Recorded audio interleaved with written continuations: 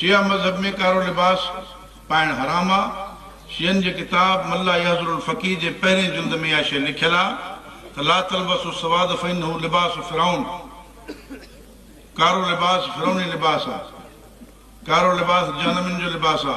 کاری ٹوپی پاتل ہوجے تو نماز نہ تھیندی. اہو شیعن جے کتاب میں لکھیو آ.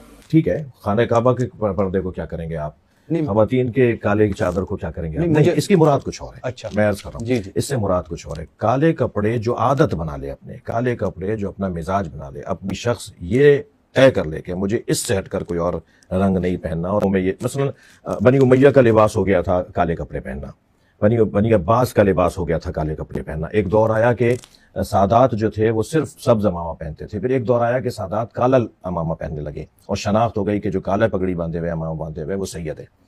تو یہ دور بدلتا رہا ہے رنگ اور کلرز کو پہننے کے حوالے سے.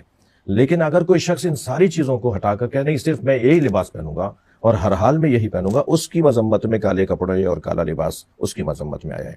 خاص طور پہ نماز کی حالت میں مکروہ قرار دیا گیا. مگر یہ حکم کلی ہے. حکم کلی کیا ہے کہ کالے کپڑے پہننا نماز کی حالت میں عام طور پہ پہننا، روزانہ پہننا، ہمیشہ پہننا اور صرف اس لباس کو اپنانا یہ مکروہ ہے. لیکن حکم کلی پر ایک حکم خاص آئے گا، ایک حاکم حکم آئے گا، اور وہ یہ کہ یہ لباس استعارہ ہے غم اور سوگ کا. اس کے ذریعے سے لوگ پہچان لیتے ہیں کہ اس وقت یہ غم میں ہے.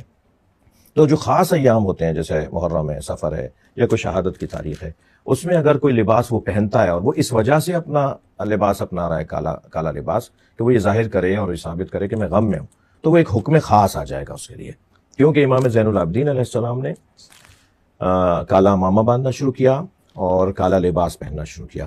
پھر ائمہ اہل بیت نے ایام اعظام میں خاص طور پہ محرم اور سفر میں کالا لباس پہننا شروع کیا، اس کو علامت بنائی کہ ہم سوگ میں. اجعلوها سودا حتی یعلم الناس نحن فی عزا یا اولاد زہرا، یہ احادیث کے جملے ہیں کہ یہ کالے کپڑے کر دو، یہ کالے پردے آویزاں کر دو، تاکہ لوگ خاص طور پہ جب جناب زینب شام سے رہا ہو کر آپ سلام اللہ علیہ جب آپ مدینے واپس جا رہی تھی اپنے شہر، اور اہل بیت کا قافلہ جب آزاد ہوا اسیری سے باہر آیا، تو بیوی نے دیکھا جو محملیں ہیں ان کے اوپر رنگ برنگے کپڑے لگے ہوئے. حضرت نے فرمایا کہ اجعلوها سودا، انہیں کالے کپڑوں میں تبدیل کرواؤ تاکہ جہاں جہاں سے سواریاں گزریں لوگ سمجھ جائیں کہ اولاد زہرا کے عزادار جا رہے ہیں. تو یہ پھر بعد میں یعنی یہ احادیث جو ہیں یہ احادیث کا زمانہ کوئی اور ہے، پھر ایک علامت بنائی گئی، اور جنہوں نے بنائی ہے وہ پیشوا ہیں، وہ رہنما ہیں، وہ معتبر لوگ ہیں، پڑھے لکھے لوگ ہیں، شخصیات ہیں، اپنے زمانے کے سب سے بڑے عالم ہوتے تھے، جن لوگوں نے پھر ان نشانیوں کو قرار دیا.